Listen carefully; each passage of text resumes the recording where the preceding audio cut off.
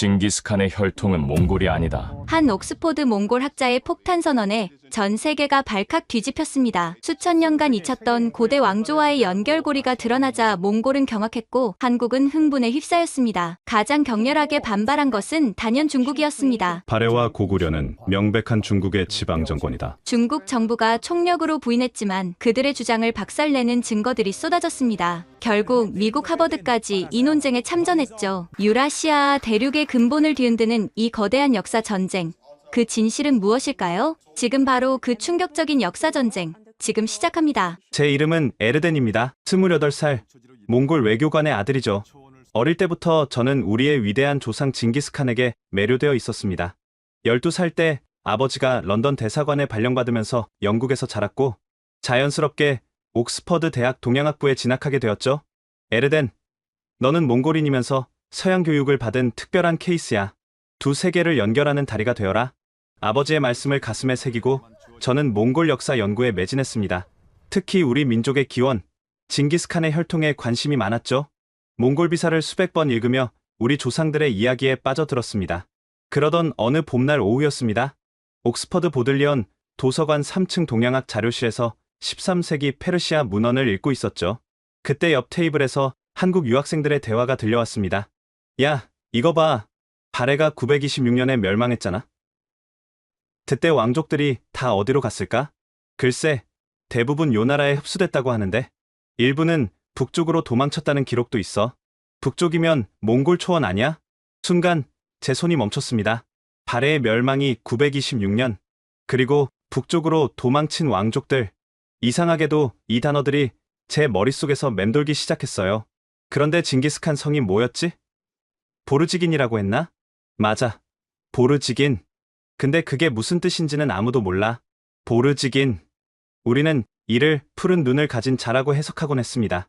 하지만 정확한 어원은 미스터리였죠. 저는 갑자기 이상한 생각이 들었어요. 보르지긴. 보르지. 발해. 긴. 설마 보르지긴이 발해의 긴이라는 뜻은 아닐까? 긴은 몽골어로 왕을 뜻하니까 발해의 왕? 터무니없는 상상이라고 스스로를 다그쳤지만 호기심을 억누를 수가 없었습니다. 저는 한국 학생들에게 다가갔어요. 실례합니다. 저 몽골에서 온 에르덴이라고 하는데요. 방금 발해 이야기를 하시는 것 같아서. 그들 중 한 명, 태강이라는 학생이 의외라는 표정을 지었습니다. 몽골분이 한국 역사에 관심이 있으세요? 네. 사실 저희 역사와 연관이 있을 수도 있어서요. 혹시 발해 왕족의 성이 뭔지 아세요? 대씨죠. 대조영이 세운 나라니까. 대씨. 그 순간 또 다른 생각이 스쳤습니다.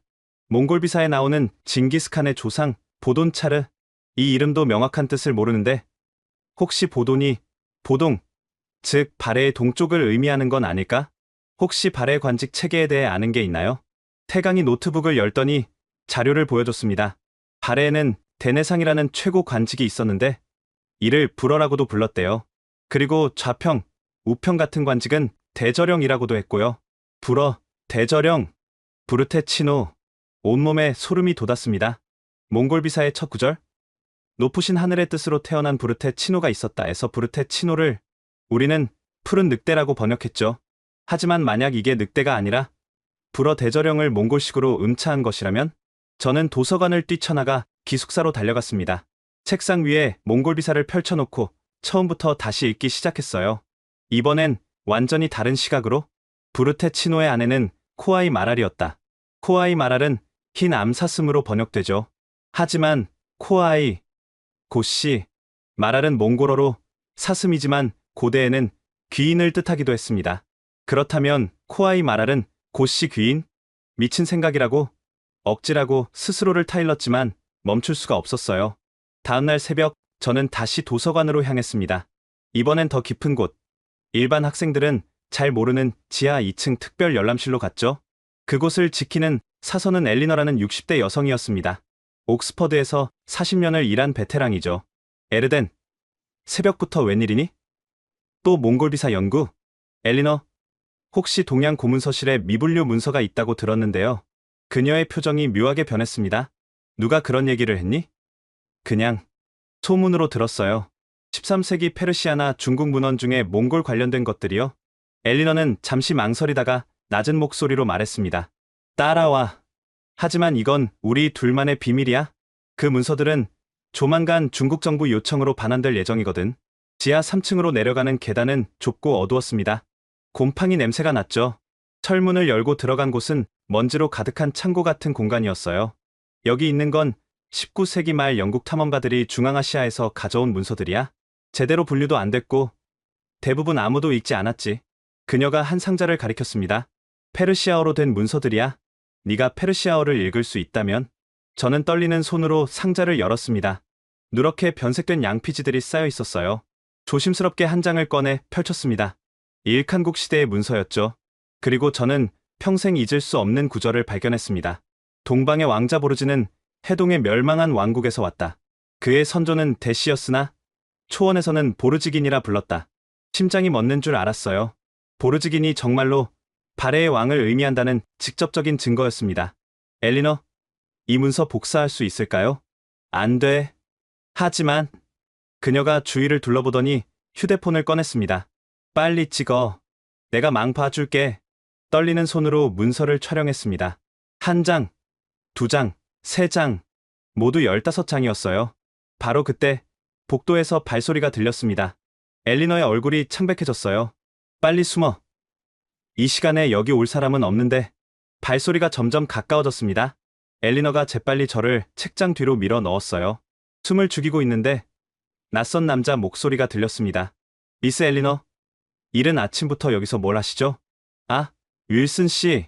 그냥 오래된 문서들 점검하고 있었어요. 혹시 동양 학생이 여기 온 것 아닙니까? 위층 CCTV에 찍혔던데요.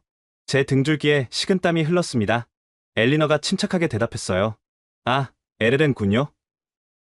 잠깐 자료 문의하러 왔다가 갔어요. 왜 그러시죠? 중국 대사관에서 연락이 왔습니다. 특정 문서들을 찾는 몽골 학생이 있다고요. 특히 일칸국 시대 페르시아 문서들을 조심하라고. 순간 제 호흡이 멈췄습니다. 중국이 벌써 제 움직임을 파악하고 있었던 거예요. 그런 문서는 우리가 보관하고 있지도 않잖아요. 윌슨 씨, 그래도 조심하세요. 중국 측에서 곧 전체 목록 점검을 요청할 예정이라고 합니다.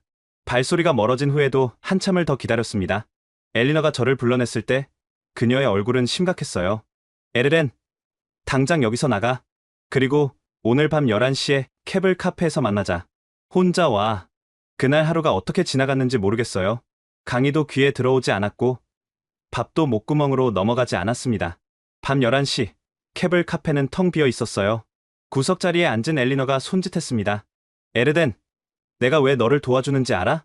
고개를 저었습니다. 40년 전 내가 젊은 사서였을 때 한 중국 학자가 왔었어.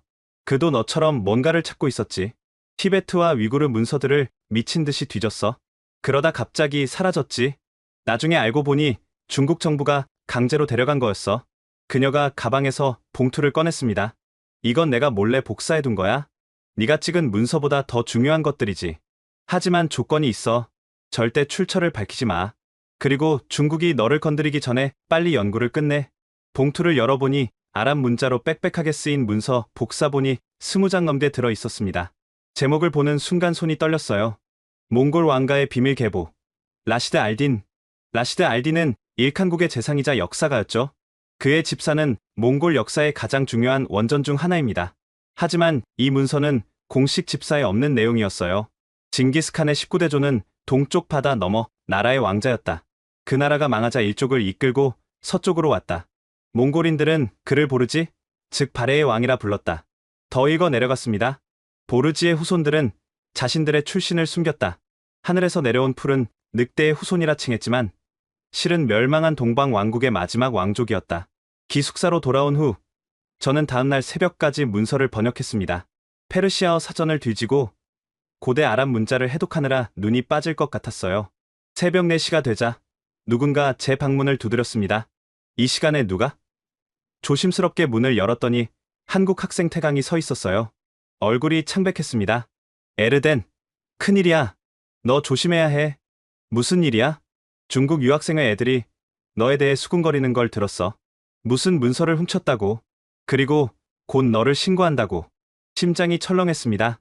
그리고 이것도 봐. 태강이 핸드폰을 보여줬어요. 중국 SNS에 제 사진이 올라와 있었습니다. 몽골 역사를 조작하려는 배신자라는 제목과 함께. 태강아, 부탁이 하나 있어. 이 USB를 맡아줄래? 만약 나한테 무슨 일이 생기면 한국 역사 교수님께 전해줘. 야, 무슨 소리야? 무슨 일이 생기다니? 바로 그때 복도에서 여러 명의 발소리가 들렸습니다. 새벽 4시에 이렇게 많은 사람이 움직일 리 없었어요. 태강아, 빨리 가. 뒷계단으로. 태강이 사라진 직후 문을 두드리는 소리가 요란하게 울렸습니다. 에르덴 씨? 보안실입니다. 문 좀 열어주시죠. 문을 열자 경비원 둘과 정체 모를 동양인 남자 셋이 서 있었어요. 무슨 일이시죠? 도서관에서 문서 도난 신고가 들어왔습니다. 협조해 주시죠. 그들이 제 방을 수색했습니다. 다행히 원본은 태강이 가져갔고 번역본은 제 노트북 숨긴 폴더에 있었어요. 깨끗하네요. 죄송합니다. 오해가 있었나 봅니다. 하지만 동양인 남자 하나가 중국어로 속삭였어요. 제가 중국어를 알아듣는 줄 모르고 일단 물러나자. 다른 방법을 쓰면 돼. 라고 말했습니다. 그들이 떠난 후 저는 더 이상 이곳이 안전하지 않다는 걸 깨달았습니다. 당장 짐을 싸서 다른 곳으로 피해야 했어요.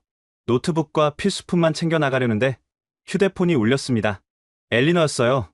에르덴, 지금 당장 도서관으로 와. 정문 말고 북쪽 직원 출입구로. 서둘러. 새벽 5시, 캠퍼스는 안개에 쌓여 있었습니다. 직원 출입구에서 엘리너가 기다리고 있었어요. 따라와. 시간이 없어. 그녀가 저를 이끈 곳은 도서관 가장 깊은 곳. 일반인은 절대 들어갈 수 없는 보존 서고였습니다. 여기서 숨어 있어. 아침 8시에 내 친구가 데리러 올 거야. 케임브리지로 가는 거야. 엘리너, 왜 이렇게까지? 에르덴, 네가 찾은 게 뭔지 알아? 그건 단순한 역사가 아니야. 중국이 수백 년간 숨겨온 진실이지. 그들은 몽골과 한국의 연결 고리를 끊으려고 모든 증거를 없애고 있어. 네가 그 진실을 밝혀야 해. 그녀가 또 다른 봉투를 건넸습니다. 이건 내 스승이 남긴 거야. 케임브리지 도서관에서 일하던 분인데 평생 이 비밀을 연구했지. 바트바야르 교수를 찾아가. 그가 널 도와줄 거야. 바트바야르 교수요? 그분은 저를 싫어하는데 겉으로만 그래. 사실 그도 같은 걸 찾고 있어. 단지 중국의 감시를 피하기 위해 연기하는 거지. 새벽 6시 누군가 서고 문을 두드렸습니다. 엘리너가 문을 열자 후드를 쓴 남자가 들어왔어요. 서둘러요. 중국 애들이 정문에 몰려 있어요. 저는 엘리너를 돌아봤습니다. 그녀의 눈에 눈물이 고여 있었어요. 가거라, 에르덴. 그리고 진실을 밝혀. 우리 모두를 위해. 케임브리지로 가는 차 안에서 저는 계속 뒤를 돌아봤습니다. 따라오는 차가 있나 확인하면서요. 운전하던 남자가 말했어요. 걱정 마. 우린 프로야. 옥스퍼드에서 케임브리지로 몰래 학생 빼돌리기 1년에 한두 번은 하거든. 농담인지 진담인지 모를 말이었지만 덕분에 긴장이 조금 풀렸습니다. 케임브리지 도착 후 저는 곧장 바트바야르 교수 연구실을 찾아갔습니다. 몽골 출신으로 서구 최고의 몽골학자가 된 그는 제게 우상이자 두려움의 대상이었죠. 에르덴이군. 옥스퍼드에서 쫓겨났다며? 차가운 목소리였습니다. 교수님, 저는... 앉아. 차나 마시면서 얘기하지. 그가 건넨 차는 몽골 전통 수태차였어요. 고향 냄새에 갑자기 눈물이 날 것 같았습니다. 엘리너가 전화했더군. 자네가 뭔가 대단한 걸 발견했다고. 저는 가방에서 문서 복사본을 꺼냈습니다. 교수님의 눈이 커졌어요. 이건 라시드 알딘의 비밀 기록이잖아. 어디서 구한 거야? 엘리너가 줬습니다. 그가 문서를 읽어 내려가면서 표정이 점점 진지해졌어요. 자네도 이게 무슨 의미인지 알겠지?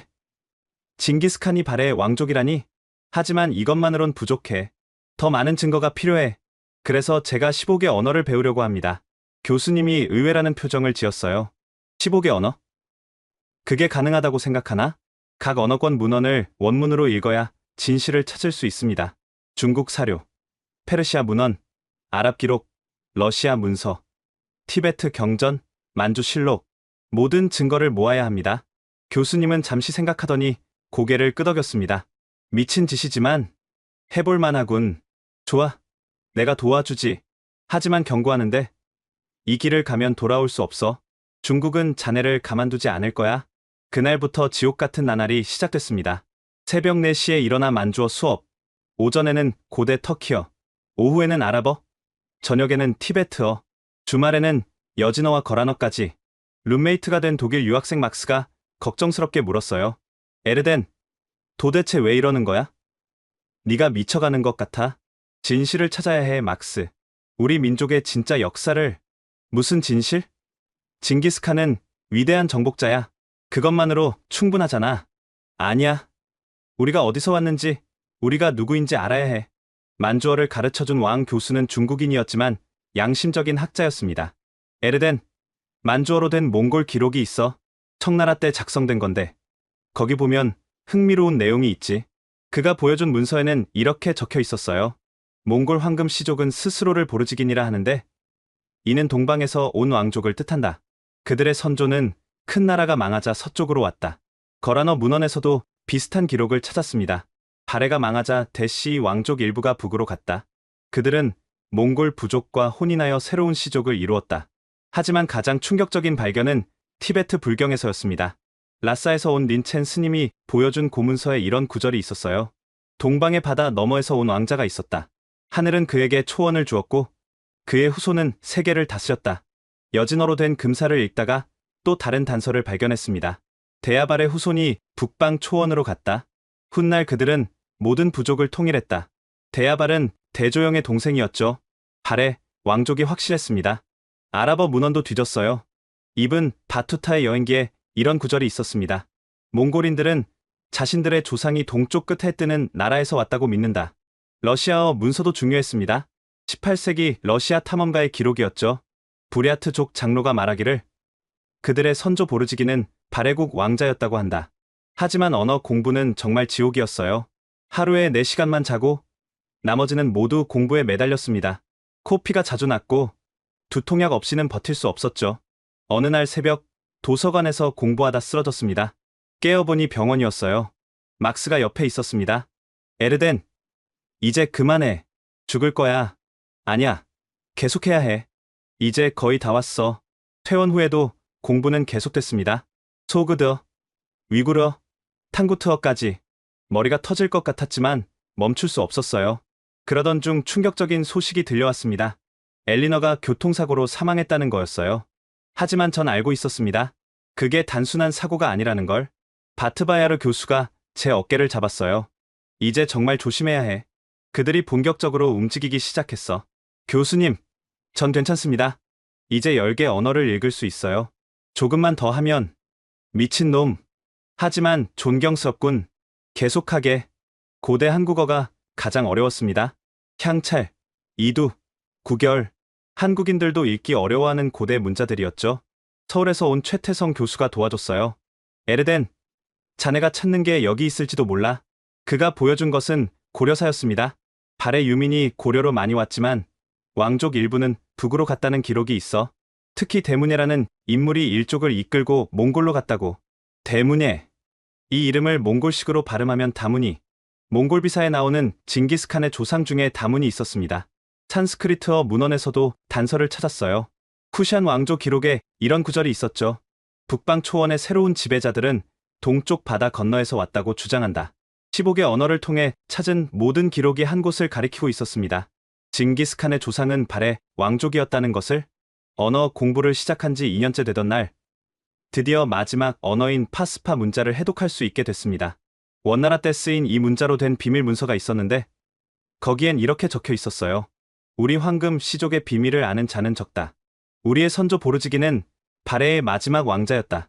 이 비밀은 영원히 지켜져야 한다. 2년간 15개 언어와 씨름한 끝에 저는 확신할 수 있었습니다.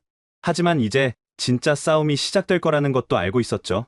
다음 단계는 이 모든 증거를 학계에 발표하는 것이었습니다. 15개 언어를 마스터한 후 저는 다시 몽골 비사를 펼쳤습니다. 이번엔 완전히 새로운 눈으로 읽을 수 있었어요. 높으신 하늘의 뜻으로 태어난 부르테 치노가 있었다. 그의 아내는 코아이 마랄이었다. 부르테 치노. 이제 저는 이것이 늑대가 아니라는 확신이 들었습니다.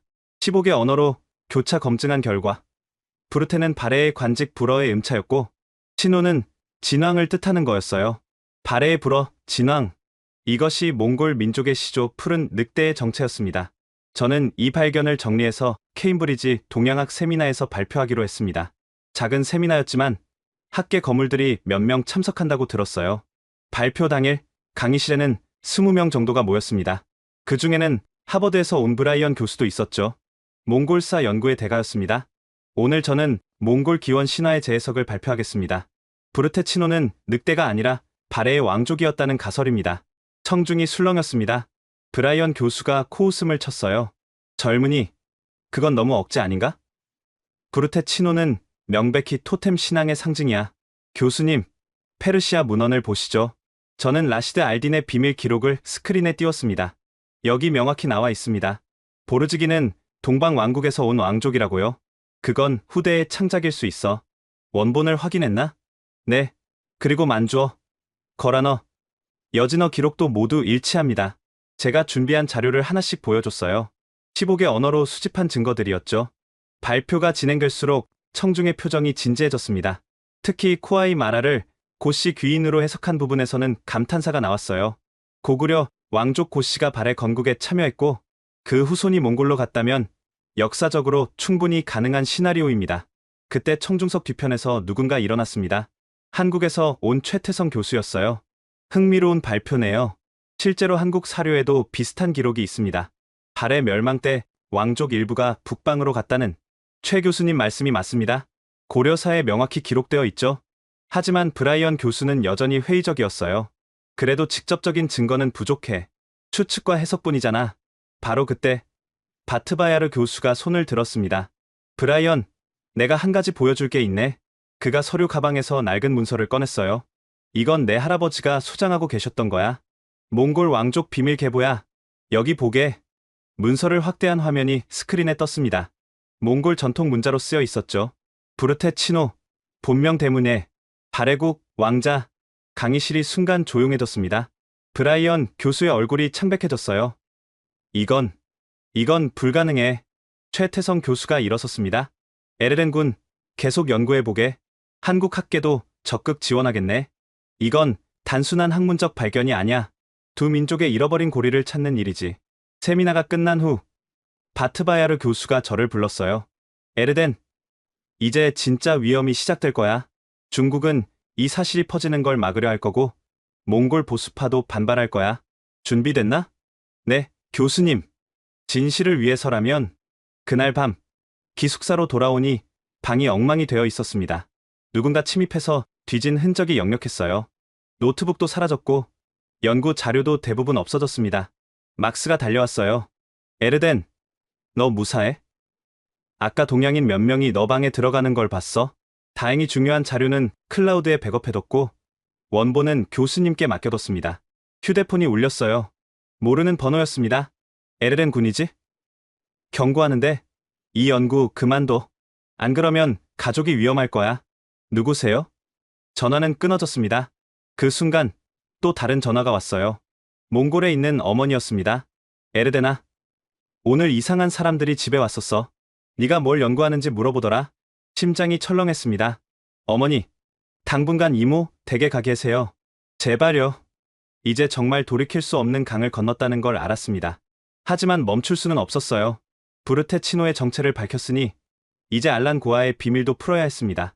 그녀는 정말 하늘의 빛으로 아이를 가진 걸까요? 아니면 그것도 무언가를 숨기기 위한 신화였을까요? 연구를 계속하면서 저는 알란 고아가 실제로 알아가야 왕국의 공주였을 가능성을 발견했습니다. 이제 더 큰 발표를 준비해야 했어요. 세미나 발표 이틀 후 케임브리지 중국 유학생회가 움직이기 시작했습니다. 처음엔 은근한 따돌림이었어요.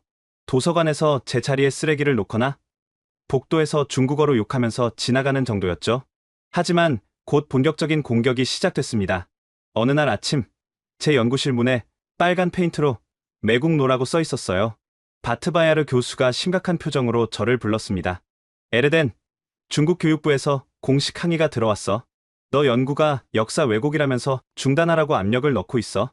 하지만 교수님, 전 증거를 바탕으로. 알아. 하지만 상황이 심각해. 케임브리지도 중국 유학생들 학비에 많이 의존하거든. 대학 차원에서도 부담스러워하고 있어. 그날 오후 낯선 동양 남자가 저를 찾아왔습니다. 정장 차림에 반듯한 인상이었죠. 에르덴 씨? 저는 중국 대사관 문화부의 장웨이입니다. 잠깐 이야기 좀 할까요? 대학 근처 찻집에서 그는 본론을 꺼냈어요. 당신의 연구 참 흥미롭더군요. 하지만 위험해요. 역사는 때로 묻어두는 게 나을 때가 있죠. 무슨 말씀이신지.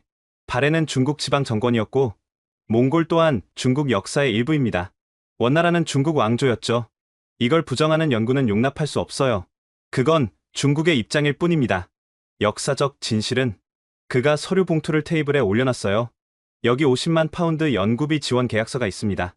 조건은 간단해요. 연구 방향을 바꾸는 거죠. 몽골과 중국의 역사적 일체성을 증명하는 쪽으로. 거절하겠습니다. 그의 표정이 차갑게 변했어요. 후회할 겁니다. 당신뿐 아니라 가족까지도.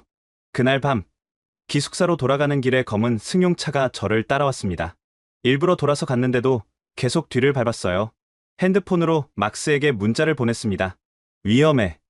경찰 불러줘. 하지만 경찰이 오기 전에 차에서 남자 셋이 내렸어요. 에르덴, 잠깐 이야기 좀 하자. 무슨 일이죠? 그들이 저를 골목으로 밀어 넣었습니다. 한 명이 중국어로 말했어요. 마지막 경고다. 연구 중단해. 안 그러면... 라고 말했습니다. 그가 핸드폰을 보여줬어요. 화면에는 울란바토르에 있는 우리 집 사진이 있었습니다. 어머니가 장을 보러 가는 모습이 찍혀 있었죠. 어머니한테 손대면... 그런 말 잘 들어. 바로 그때 경찰 사이렌 소리가 들렸습니다. 그들은 재빨리 사라졌어요. 경찰서에서 진술을 마치고 나오니 새벽 2시였습니다. 바트바야르 교수가 기다리고 있었어요. 이제 정말 위험해졌어. 당분간 숨어야겠다. 교수님은 저를 케임브리지 외곽의 작은 마을로 데려갔습니다. 오래된 농가였죠. 여기서 지내. 인터넷도 되고 필요한 건 다 있어. 절대 위치 노출하지 마. 일주일 동안 숨어 지내면서도 연구는 계속했습니다. 그러던 중 태강에게서 연락이 왔어요. 에르덴, 대박이야. 내가 한국 국립도서관에서 엄청난 걸 발견했어. 뭔데? 조선 중종실록에 있는 기록인데 몽골 사신이 와서 한 말이 있어. 우리 선조는 동방에서 왔다고 했대. 또 다른 증거였습니다. 흥분을 감출 수 없었어요. 하지만 그날 밤 농가에 불이 났습니다. 다행히 빨리 발견해서 큰 피해는 없었지만 방화인 것이 분명했죠. 바트바야르 교수가 급히 왔어요. 더는 안 되겠다. 너를 몽골로 보내야겠어. 하지만 교수님, 연구를 몽골 가서도 할 수 있어. 오히려 거기가 더 안전할지도 몰라. 하지만 몽골로 가는 것도 쉽지 않았습니다. 공항에서 제 여권에 문제가 있다며 붙잡혔어요. 중국이 인터폴에 제보를 했던 거죠. 문서, 절도 혐의가 있다고 나와 있네요. 그건 거짓입니다. 전 아무것도 훔친 적 없어요. 다행히 케임브리지 대학 법무팀이 개입해서 풀려났지만 출국은 금지됐습니다. 갇힌 신세가 된 저는 더 열심히 연구에 매달렸어요. 그리고 드디어 알란 고아의 비밀을 풀었습니다. 각종 문헌을 종합한 결과 알란 고아는 아라가야의 공주였을 가능성이 컸어요. 아라가야는 고구려의 복속된 작은 나라였고 왕족이 발해 건국에 참여했죠. 그녀가 하늘의 빛으로 아이를 낳았다는 것은 아버지를 밝힐 수 없는 상황, 즉 정치적으로 민감한 혼인이었음을 암시했습니다. 이 발견을 정리하던 중 뜻밖의 소식이 들려왔어요. 중국 정부가 갑자기 압력을 철회했다는 거였습니다. 이상했어요. 분명 다른 계획이 있을 거라 생각했죠. 며칠 후 그 이유를 알게 됐습니다. 중국 관영 매체에서 대대적으로 보도를 했어요. 몽골 학생의 황당한 주장. 징기스칸이 한국인? 학계의 조롱거리 되다. 그들은 제 연구를 완전히 왜곡해서 보도했습니다. 마치 제가 한국 정부 돈을 받고 역사를 조작하는 것처럼 묘사했죠. 언론을 통한 공격으로 전략을 바꾼 거였습니다. 몽골에서도 반응이 폭발적이었습니다. 민족주의 단체들이 저를 매국노로 규정했고 가족들은 협박 전화에 시달렸어요. 하지만 포기할 수 없었습니다. 오히려 이런 방해 공작이 제가 진실에 가까워졌다는 증거였으니까요. 이제 국제학회에 나가 싸워야 할 때였습니다. 크리스마스 이브, 케임브리지는 눈으로 뒤덮여 있었습니다. 모두가 가족과 함께 시간을 보낼 때 저는 여전히 숨어 지내고 있었죠. 그날 오후 예상치 못한 방문객이 왔습니다. 백발의 노신사였어요. 에르렌 군인가? 난 이바노프 교수네. 러시아에서 왔지. 이바노프 교수는 소련 시절 몽골사를 연구했던 전설적인 학자였습니다. 은퇴 후 소식이 없었는데 갑자기 나타난 거죠. 교수님이 왜 여기에? 자네 연구에 대해 들었네. 용감하고 훌륭해. 그래서 도우러 왔지. 그가 낡은 가죽 가방을 열었습니다. 안에는 오래된 문서 뭉치가 있었어요. 이건 1945년 소련군이 만주에서 압수한 거야. 만주국 황실 문서인데 일본이 숨기고 있던 거지. 문서를 펼쳐보니 한문과 만주어로 쓰여 있었습니다. 제목을 보는 순간 손이 떨렸어요. 대시 왕가 북방 이주실록. 교수님, 이건 읽어보게. 모든 답이 거기 있을 거야. 첫 장을 읽기 시작했습니다. 대조영의 막내 동생 대문예는 발해가 위기에 처하자 비밀리에 일족을 이끌고 북방으로 갔다. 때는 920년, 거란의 침공이 임박했을 때였다. 920년이면 발해 멸망 6년 전이었습니다. 미리 위기를 감지하고 탈출한 거죠. 대문예는 300여 가구를 이끌고 흑룡강을 건너 몽골 초원 동쪽에 정착했다. 그곳 부족들은 그들을 보르지, 즉 발해인이라 불렀다. 보르지, 정말로 발해를 뜻하는 말이었습니다. 대문예의 증손 보돈차르는 현지 부족장의 딸과 혼인하여 세력을 키웠다. 그의 후손들은 스스로를 보르지긴 발해의 왕이라 칭했다. 보돈차르, 징기스칸의 10대조였죠. 몽골 비사의 기록과 정확히 일치했습니다. 계속 읽어나갔어요. 12세기, 보르지긴 시족의 수장 예수게이는 아들 테무친을 낳았다. 테무친은 후에 징기스칸이 되어 세계를 정복했다. 이바노프 교수가 말했어요. 이 문서는 청나라 때 만들어진 거야. 만주족도 발해의 후예를 자처했거든. 그래서 이런 기록을 남긴 거지. 하지만 왜 이게 비밀이었죠? 정치적 이유지. 중국은 발해를 자기네 역사라고 우기고 몽골은 순수 유목민의 역사를 강조하고 진실은 불편했던 거야. 문서를 더 살펴보니 놀라운 내용이 또 있었습니다. 징기스칸 일족의 족보가 상세히 기록되어 있었는데 각 대마다 발해식 이름과 몽골식 이름이 병기되어 있었어요. 대문예 보르테 치노, 대승민 바타치칸, 대원보 보돈차르 이름들이 정확히 대응됐습니다. 교수님, 이 문서를 공개해도 될까요? 그래야지. 하지만 조심해. 원본은 내가 보관하고 사본만 써. 그날 밤, 저는 밤새 문서를 번역하고 분석했습니다. 크리스마스 선물치고는 너무나 값진 것이었죠. 다음날 아침, 바트바야르 교수에게 이 발견을 알렸어요. 교수님은 믿을 수 없다는 표정이었습니다. 이건 정말 역사를 다시 써야 할 수준이야. 교수님, 이제 학회에 발표해야 합니다. 그래. 하지만 전략적으로 접근해야 해. 먼저 신뢰할 만한 학자들부터 설득하자. 일주일 후, 케임브리지 킹스 칼리지에서 비밀 세미나를 열었습니다. 영국, 독일, 프랑스, 러시아의 저명한 학자 10명만 초대했죠. 발표를 시작하자 모두 숨을 죽였습니다. 특히 만주국 문서를 공개했을 때는 탄성이 터져 나왔어요. 독일 막스 플랑크 연구소의 슈미트 교수가 말했습니다. 이건 센세이셔널해. 당장 네이처에 발표해야 해. 하지만 프랑스의 뒤부와 교수는 신중했어요. 증거는 충분하지만 정치적 파장이 너무 커. 좀 더 준비가 필요해. 러시아의 페트로프 교수가 제안했습니다. 먼저 유전자 검사를 해보는 게 어때? 과학적 증거가 있으면 더 강력하잖아. 좋은 아이디어였습니다. 하지만 어떻게 징기스칸 후손의 유전자를 구하죠? 바로 그때 뜻밖의 도움이 왔습니다. 몽골에서 온 이메일이었어요. 에르덴, 나는 너를 믿는다. 우리 가문은 징기스칸의 직계다. 유전자 검사에 협조하겠다. 바트바타르. 바트바타르는 몽골의 유명한 역사학자였고 징기스칸의 37대 손이었습니다. 하지만 발해 왕족 후손을 찾는 것은 더 어려웠어요. 그런데 태강이 또 놀라운 정보를 가져왔습니다. 에르덴, 경주 대씨 문중에서 연락이 왔어. 그들이 발해 왕족 후손이래. 경주 대씨, 정말로 대조영의 후손이 한국에 살아있었던 겁니다. 2달 후, 옥스퍼드 대학 유전학 연구소에서 비밀리에 검사가 진행됐습니다. 결과를 기다리는 일주일은 정말 길게 느껴졌어요. 드디어 결과가 나왔습니다. 연구소장 제임스 박사가 직접 설명했어요. 놀랍네요. 두 그룹 간 특정 유전자 마커가 일치합니다. 특히 북의 유전자인 Y염 색채 하플로그룹이 97.3% 일치해요. 이들이 공통 조상을 가졌다는 것은 확실합니다. 과학이 역사를 증명한 순간이었습니다. 하지만 이 소식이 알려지자마자 중국이 또 움직였어요. 이번엔 더 교묘한 방법으로. 유전자 검사 결과가 나온 다음날 제임스 박사가 긴급히 연락을 해왔습니다. 에르덴, 큰일이야. 누군가 우리 연구소 데이터베이스를 해킹하려 했어. 다행히 막았지만 중국이겠죠? 아마도. 그리고 더 큰 문제가 있어. 중국 과학원에서 반박 논문을 준비한대. 우리 데이터가 조작됐다고 주장할 거야. 하지만 우리에겐 비장의 카드가 있었습니다. 이바노프 교수가 또 다른 증거를 가져왔거든요. 1920년대 소련 과학자들이 몽골에서 수집한 유골이 있네. 징기스칸 일족 무덤에서 나온 거지.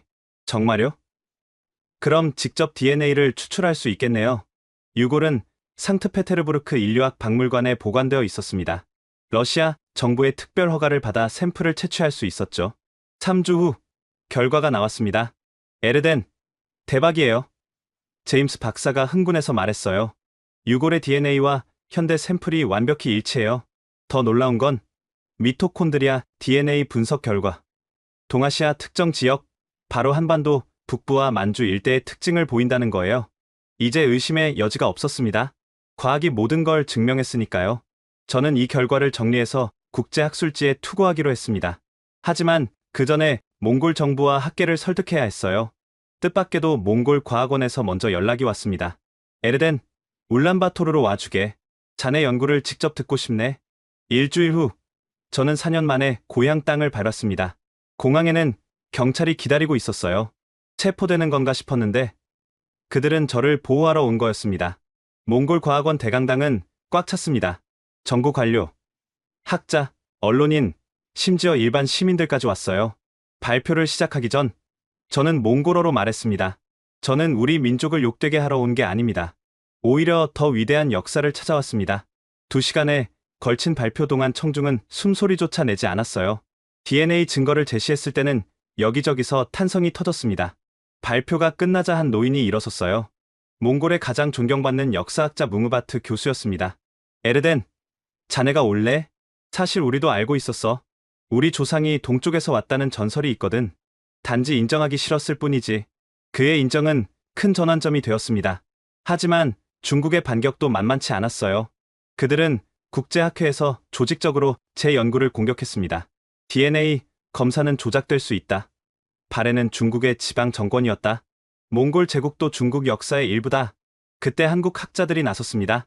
최태성 교수를 비롯한 20명의 교수가 공동 성명을 발표했죠.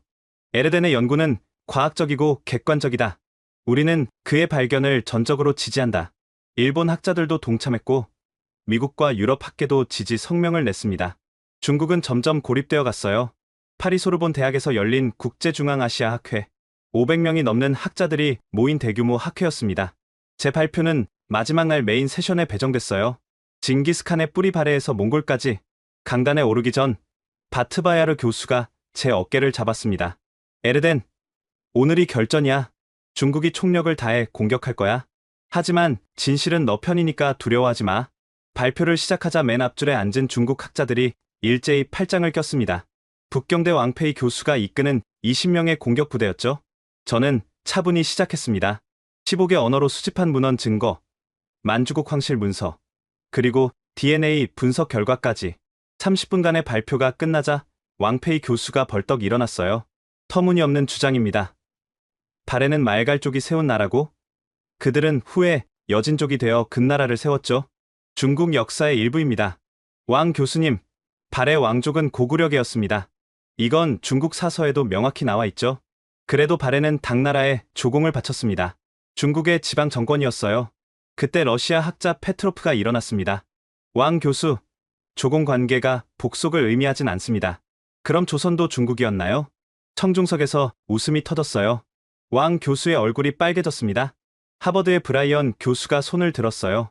예전엔 저를 비판했던 사람이죠. 에르덴, 나는 너 연구에 회의적이었어. 하지만 이제는 인정해야겠어. 증거가 너무 명확해. 특히 DNA 결과는 부정할 수 없지. 그의 지지는 큰 힘이 됐습니다.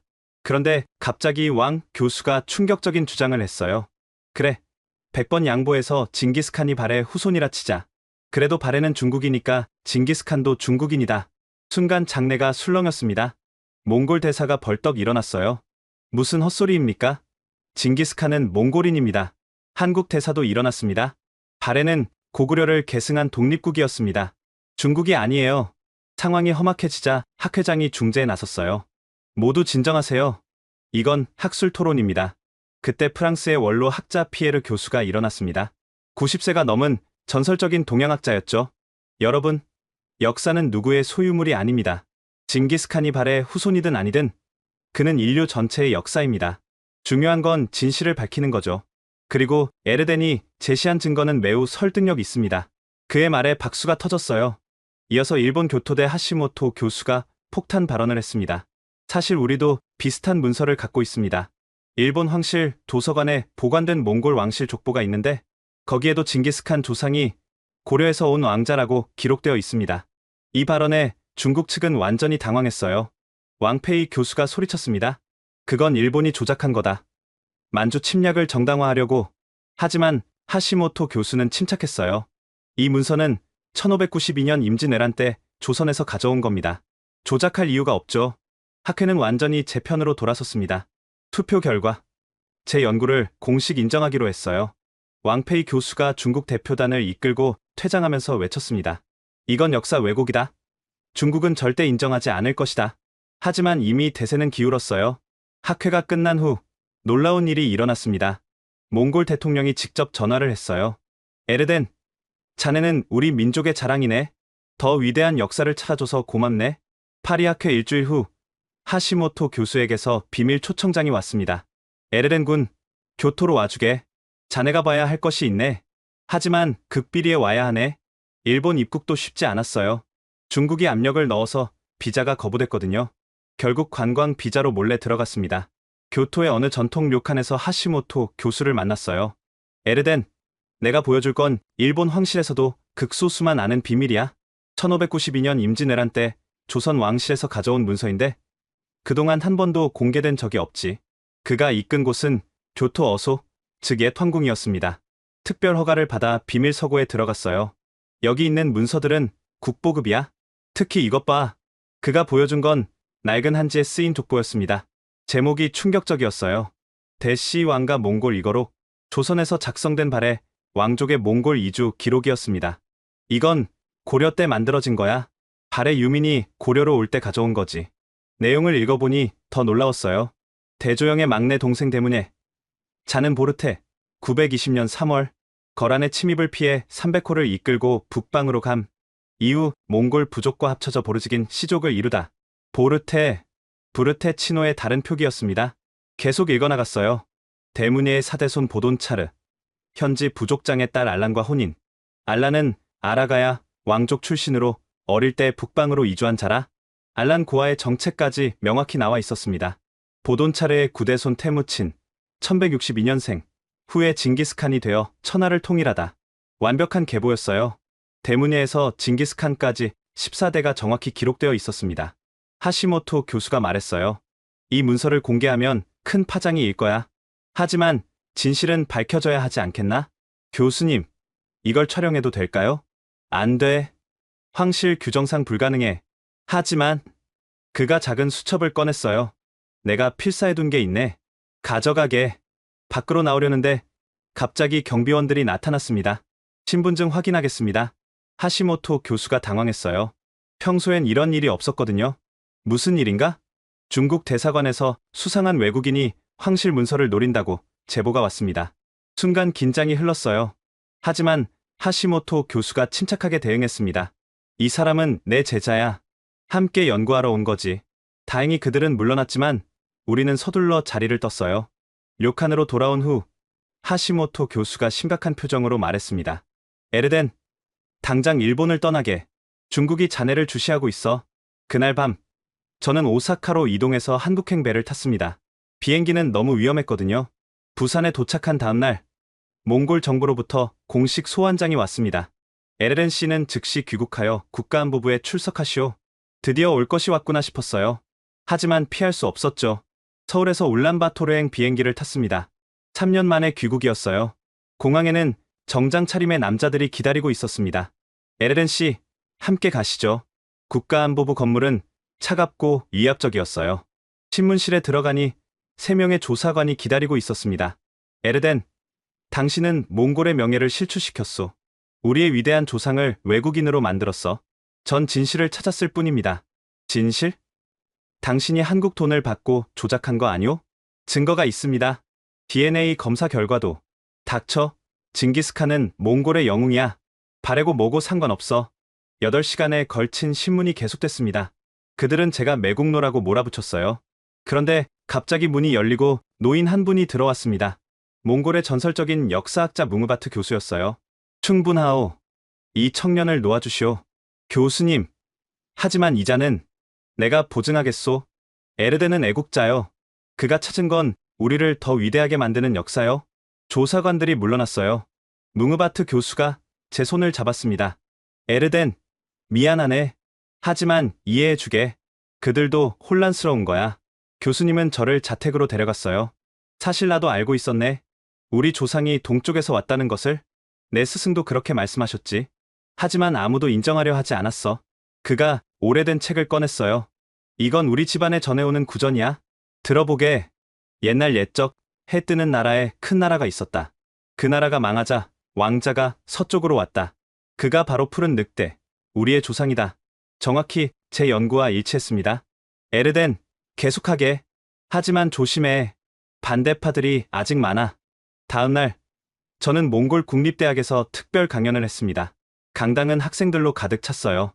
여러분, 징기스칸이 발해 왕족이라는 것은 우리를 작게 만드는 게 아닙니다. 오히려 더 위대하게 만듭니다. 우리는 700년 역사의 고구려, 230년 역사의 발해, 그리고 세계를 정복한 몽골 제국의 후예입니다. 학생들이 박수를 쳤어요. 하지만 일부는 여전히 반발했습니다. 그래도 우린 몽골인이야. 한국인이 아니라고. 맞습니다. 우린 몽골인입니다. 하지만 우리의 뿌리를 아는 것도 중요합니다. 강연이 끝난 후 한 할머니가 다가왔어요. 젊은이, 고맙네. 우리 집안 어른들도 늘 그런 얘기를 했어. 우리 조상이 해 뜨는 곳에서 왔다고.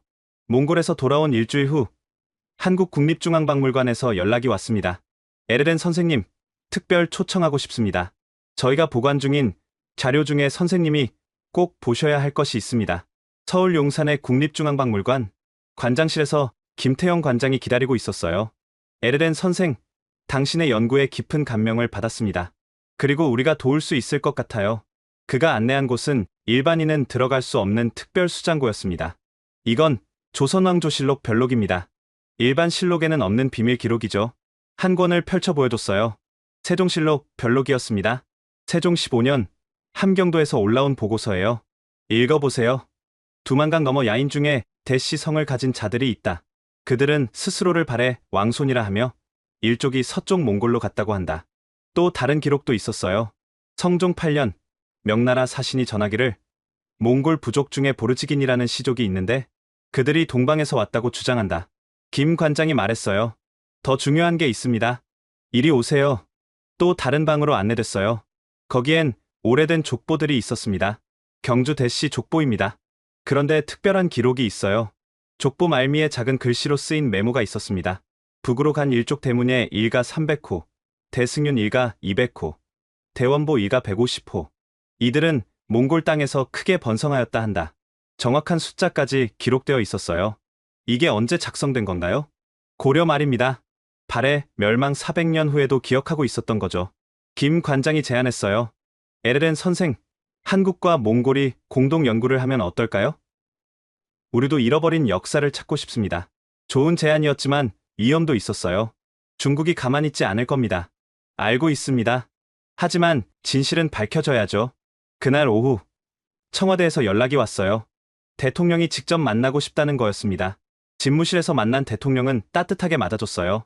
에르덴 선생, 당신은 두 나라의 잃어버린 고리를 찾아줬습니다. 한국 정부는 전폭적으로 지원하겠습니다. 하지만 바로 다음 날 중국이 반격했어요. 중국 외교부가 성명을 발표했습니다.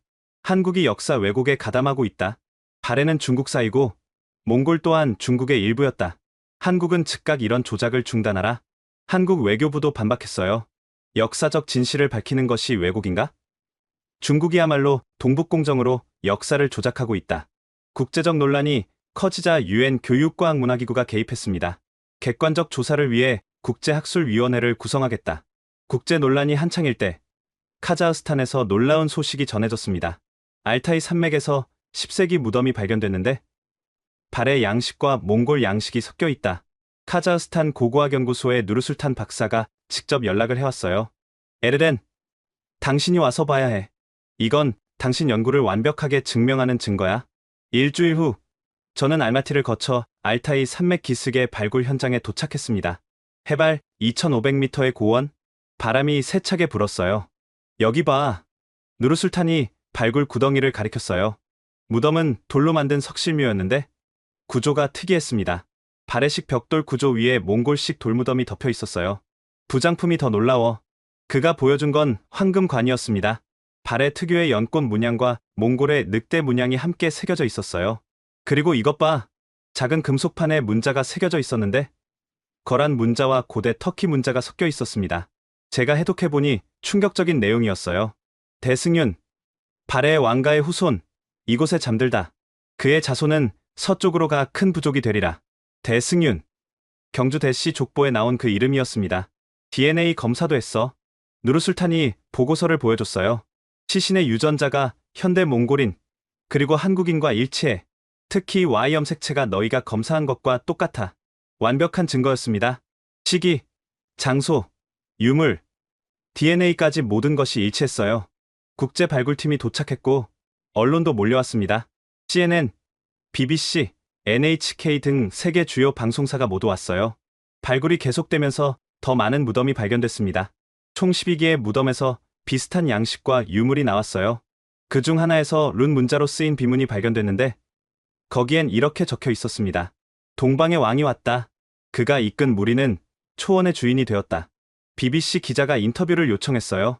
에르덴 박사, 이 발견이 무엇을 의미합니까? 이것은 10세기 발해 왕족이 실제로 서쪽으로 이주했고 그들이 후에 몽골 제국 건설의 주역이 되었음을 보여줍니다. 중국의 반박에 대해선 어떻게 생각하십니까? 과학적 증거가 모든 것을 말해줍니다. 이건 정치가 아니라 역사입니다. 카자흐스탄 발굴 소식은 전 세계를 뒤흔들었습니다. 유네스코는 긴급 학술 대회를 소집했어요. 장소는 파리 유네스코 본부. 대회 일주일 전 놀라운 일이 일어났습니다. 몽골 대통령이 직접 참석하겠다고 발표한 거예요. 나는 우리 민족의 진정한 역사를 듣고 싶다. 그것이 무엇이든 받아들일 준비가 되어 있다. 한국 대통령도 참석을 결정했고 중국은 부총리를 보냈습니다. 대회 당일 2,000석 규모의 대강당이 꽉 찼어요. 세계 각국의 학자, 정치인, 언론인들이 모였죠. 저는 떨리는 마음으로 단상에 올랐습니다. 존경하는 참석자 여러분, 오늘 저는 1100년 동안 숨겨졌던 진실을 말씀드리겠습니다. 2시간에 걸친 발표였어요. 문헌 증거, DNA 분석, 그리고 카자흐스탄 발굴 결과까지. 특히 대형 스크린에 징기스칸 초상화와 발해 왕족 복원도를 나란히 띄웠을 때는 장내가 술렁였습니다. 발표가 끝나자 중국 대표가 일어났어요. 이것은 과학을 가장한 정치적 음모다. 중국은 절대 인정하지 않는다. 하지만 국제학술위원회 위원장이 말했습니다. 증거는 명확합니다. 과학은 거짓말하지 않죠. 투표가 시작됐어요. 193개국 대표가 참여했습니다. 결과는 압도적이었어요. 168개국이 찬성, 15개국이 반대, 10개국이 기권. 유네스코 사무총장이 선언했습니다. 에르덴 박사의 연구를 공식 인정합니다. 징기스칸의 조상이 발해 왕족이었다는 것은 역사적 사실입니다. 순간 장내가 박수로 가득 찼어요. 몽골 대통령이 단상으로 올라왔습니다.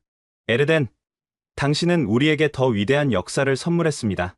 우리는 단순한 유목민이 아니라 천년 왕조의 후예였던 것입니다. 한국 대통령도 말했어요. 오늘은 한국과 몽골이 형제임을 확인한 역사적인 날입니다. 중국 대표단은 항의의 표시로 퇴장했지만 아무도 신경 쓰지 않았어요. 대회가 끝난 후 각국 언론이 대서특필했습니다. 세기의 발견, 징기스칸은 한국 고대 왕국의 후예였다. DNA가 밝힌 진실, 몽골과 한국은 한 뿌리, 중국 동북공정, 완전히 무너지다. 하지만 가장 감동적인 건 몽골과 한국 시민들의 반응이었어요. 유네스코 대회 한 달 후 울란바토르에서 역사적인 행사가 열렸습니다. 한몽 역사공동위원회 출범식이었죠. 수우바타르 광장에 10,000명이 넘는 시민이 모였어요. 한국과 몽골 국기가 나란히 휘날렸습니다. 저는 공동위원회 몽골 측 대표로 임명됐어요. 한국 측 대표는 최태성 교수였죠. 오늘부터 우리는 함께 잃어버린 역사를 찾을 것입니다. 첫 프로젝트는 고비 사막에 발해 몽골 기념비를 세우는 것이었어요. 건립 위치를 정하러 갔을 때 놀라운 일이 일어났습니다. 현지 유목민 장로가 우리를 불렀어요. 당신들이 찾는 곳을 알아. 우리 조상 대대로 동쪽에서 온 왕의 땅이라고 부르는 곳이 있어. 그가 안내한 곳에는 오래된 돌무더기가 있었고 거기서 발해의 기와 조각이 발견됐어요. 6개월 후 기념비 제막식이 열렸습니다. 30m 높이의 웅장한 비석에는 몽골어, 한국어, 영어로 이렇게 새겨졌어요.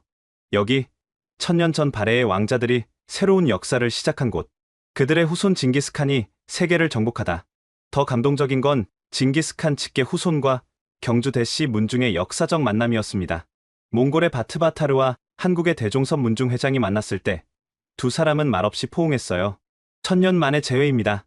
우리는 한 핏줄이었군요. 이 만남은 전 세계에 생중계됐고 많은 이들에게 감동을 줬습니다. 저는 작년부터 울란바토르 대학 교수가 되어 학생들을 가르칩니다. 결혼도 했어요. 아내는 한국인 역사학자 윤서연입니다. 파리 학회에서 만났죠. 우리 아들이 태어났을 때 이름을 진명이라고 지었어요. 몽골어로는 진실, 한국어로는 밝은 생명을 뜻합니다. 올해는 흥미로운 프로젝트가 시작됐어요. 한국 기업들이 몽골에 대규모 투자를 시작했고 발해몽골 실크로드라는 관광 루트를 개발했습니다. 발해 수도 상경성터에서 시작해 몽골 초원을 거쳐 징기스칸 생가까지 이어지는 코스였죠. 첫 관광단이 왔을 때 한 할머니가 울면서 말했어요. 내 평생 소원이 몽골 오는 거였어. 이제야 우리 조상의 발자취를 따라왔네. 이제 한국과 몽골의 관계는 그 어느 때보다 가까워졌고 양국 청년들이 서로의 언어와 문화를 배우고 있습니다. 중국도 결국 입장을 바꿨어요. 압도적인 국제 여론 앞에서 더 이상 부정할 수 없었죠. 오늘 아침 아들 진명이 물었어요. 아빠, 우리가 누구예요? 저는 아들을 안고 창밖을 내다봤습니다. 끝없는 몽골 초원이 펼쳐져 있었어요.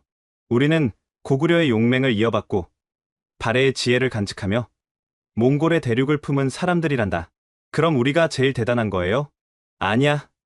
중요한 건 우리가 누구보다 대단한가가 아니라 우리가 누구인지 아는 거란다. 그리고 모든 민족은 연결되어 있다는 걸 이해하는 거지. 작년에 어머니가 돌아가셨어요. 마지막 순간에 제 손을 잡고 말씀하셨죠. 에르데나, 네가 자랑스럽다. 진실을 찾아줘서 고맙다. 이제 저는 새로운 연구를 시작했습니다. 발해 이전 고구려와 북방 민족의 관계를 밝히는 거죠. 최근 시베리아에서 발견된 2세기 유적에서 고구려, 양식의 유물이 나왔거든요. 어쩌면 우리의 연결은 생각보다 훨씬 오래되었을지 모릅니다. 가끔 학생들이 묻습니다. 교수님, 역사를 아는 게 왜 중요한가요? 저는 이렇게 답합니다. 역사는 우리가 어디서 왔는지 알려주는 지도예요. 그 지도 없이는 어디로 가야 할지 알 수 없죠. 징기스칸이 세계를 정복할 수 있었던 건 무력 때문이 아니라 자신이 누구인지 알았기 때문입니다. 다음 달 징기스칸 탄생 기념일에 특별한 행사가 열립니다. 한국 대통령과 몽골 대통령이 함께 징기스칸 동상에 헌화하는 거죠. 1000년의 역사가 마침내 하나로 이어지는 순간입니다. 우리는 모두 연결되어 있습니다. 과거와 현재가, 동과 서가, 그리고 모든 민족이. 제가 찾은 건 단순한 역사적 사실이 아니었습니다. 그것은 인류가 하나라는 진실이었죠. 바람이 붑니다. 몽골 초원의 바람은 1000년 전에도, 지금도, 앞으로도 계속 불겠죠. 그 바람을 타고 우리 조상들이 왔고 우리 후손들도 새로운 세계로 나아갈 것입니다. 역사는 끝나지 않았습니다. 우리가 써 나가고 있으니까요. 지금까지 몽골 청년 에르덴의 놀라운 발견 이야기 어떠셨나요? 한 청년의 순수한 호기심이 1000년 동안 숨겨졌던 두 민족의 연결고리를 찾아냈습니다. 징기스칸과 발해, 왕족, 몽골과 한국. 이 놀라운 역사적 진실은 우리에게 많은 것을 생각하게 합니다. 만약 이 이야기가 감동적이었다면 더 많은 사람들이 잃어버린 우리의 위대한 역사를 알 수 있도록 이 영상을 공유해주세요. 구독과 좋아요도 잊지 마시고요. 다음에도 더 놀라운 역사의 진실로 찾아뵙겠습니다. 지금까지 코리아 원더풀이었습니다. 감사합니다.